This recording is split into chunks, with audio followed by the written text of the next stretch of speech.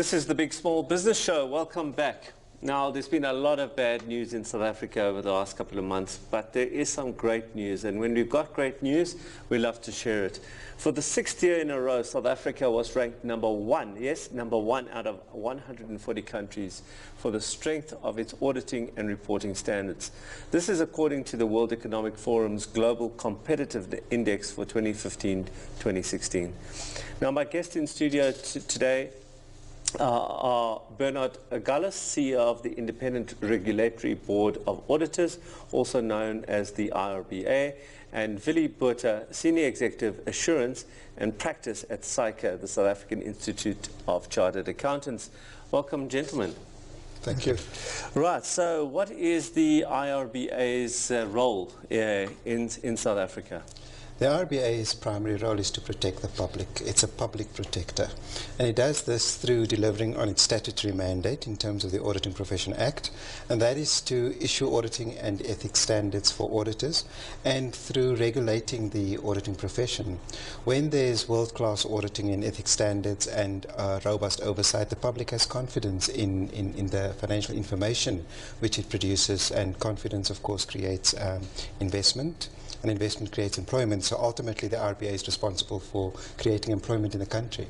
And just personally, what does it mean for you that we come #1 out of 140? It's a huge achievement, especially in light of our circumstances in the country and the perception in the world that things are not going well in South Africa. It still shows that we stand out in certain pockets, and we're very proud of that from a South African perspective. Now, SAICA's role. What is SAICA's role in South Africa? Yeah, Alan, SAICA is the home of chartered accountants in South Africa. We're the home of those professionals with the knowledge, skills and attitudes that deliver some of the key products into this market or system that Bernard has been referring to. In terms of specifically our topic for today, financial reporting, the preparation of financial statements, the auditing of those financial statements. Chartered accountants are accountancy professionals and business leaders. One of the points I specifically want to make is the viewers must also understand that not all chartered accountants are auditors. I mean, as a membership body, we've got about 40,000 chartered accountants in South Africa, of which only 4,300 are auditors. SAICA is at the moment the only professional body that has been accredited by the IRBA, which means our members can continue to qualify as registered auditors. Okay. But as the professional institute, we look after all 40,000 members. And we do that by ensuring that we've got a reliable pipeline of young prospective professionals coming through. Also, obviously, very conscious of our transformation and nation-building objectives. We have to ensure that those professionals that are already qualified in business, in practice, that we support them and enable them to exhibit professionalism and do their jobs with competence. And we obviously want to ensure that the CASA brand continues to be the preeminent accountancy qualification in South Africa, which is also globally recognized. So very quickly, the same question as I asked Bernard. To hear that South Africa is #1, you must have been very proud as well. Yeah, look, it's an excellent achievement, especially for 6 years in a row. Yeah. Because that just shows that one component, and obviously there's a lot of different components to ultimately establish a strong economy. But at least we can be proud that one component, we are playing the role that we're supposed to be playing. Now I want to quote here from the press release which was sent out on Wednesday the 30th of September. For the 6th year in a row, South Africa has been ranked #1 out of 140 countries for the strength of its auditing and report standards, according to the World Economic Forum's Global Competitive Index for 2015-2016, released today. What does that mean? Like, what are they looking at to come to the fact that we are #1? We need to go back to 2005 when South Africa was one of the first countries to adopt these international standards, both auditing standards, or what's referred to as ISAs, International Standards on Auditing, and the financial reporting standards, which are the standards that the Institute is responsible for. We also that helps when the international community needs to understand what are the standards used in South Africa. They don't have to do research about how does the South African standards compare to the international standards. They know what they are. They know it's the international standard. So it started off by us adopting those standards. What is also important, what the strength of the standard refers to actually is the process which we follow in setting those standards. That's very important. And when we talk about the process, it involves consultation. It involves considering those comments and providing feedback on how those comments have been taken into account in setting the standards, an approval process, and finally, once the standards are issued, the fact that we inspect auditors' compliance with those auditing standards means that there is adequate monitoring. When the public knows that there's oversight over, it's no use just setting high quality standards. When they know there's oversight over compliance with those standards, then it creates the strength of those standards. I love the fact you said over compliance.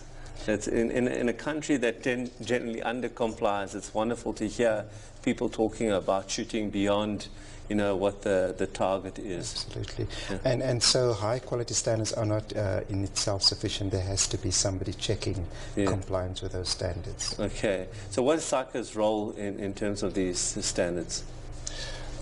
Look, SAICA, as Bernard has alluded to, we're not the standard setter as such. The IRBA, from an auditing point of view, they're the audit regulator and the standard setter. And even from a financial reporting point of view, the Financial Reporting Standards Council in South Africa is the standard setter.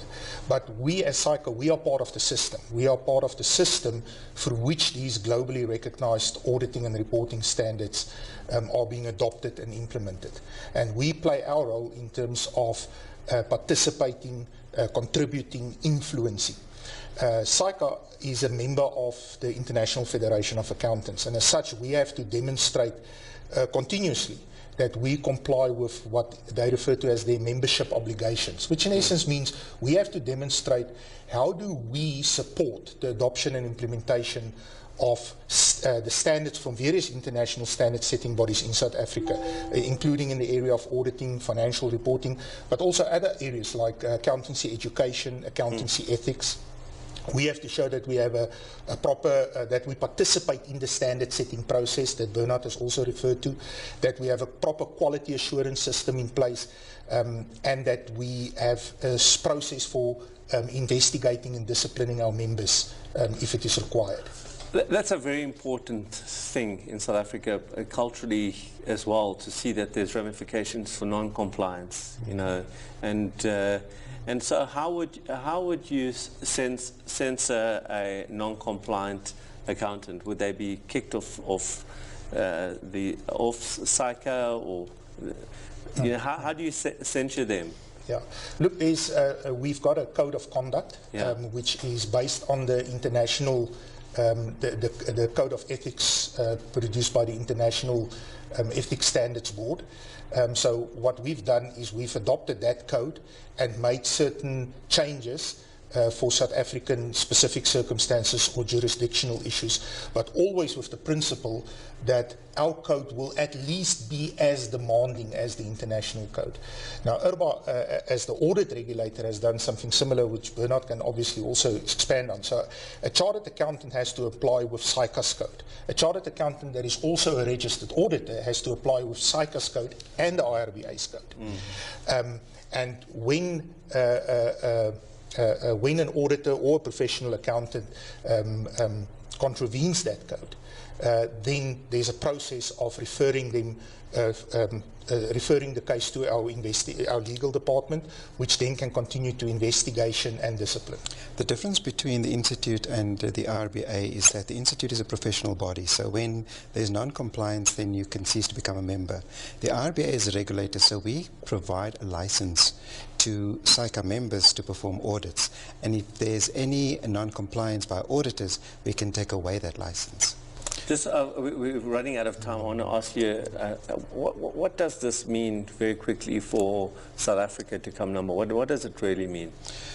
When we have business failures, it's sometimes associated with an audit failure, but it's not really an audit failure. If something goes wrong in a business, it's a systemic failure.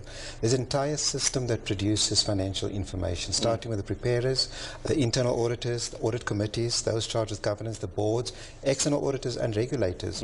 When there is confidence in the standards that are followed in that industry, and the fact, as I mentioned, there's robust regulation and checking compliance with those standards, the public has confidence in the financial information. When they have confidence in that information, they'll invest in those companies. Investment stimulates the economy and brings about employment. And we need that. Yes. Thank you, gentlemen, for being on the show. Willie, Thank you very much. Thank you. Thank you. Thanks, Bernard.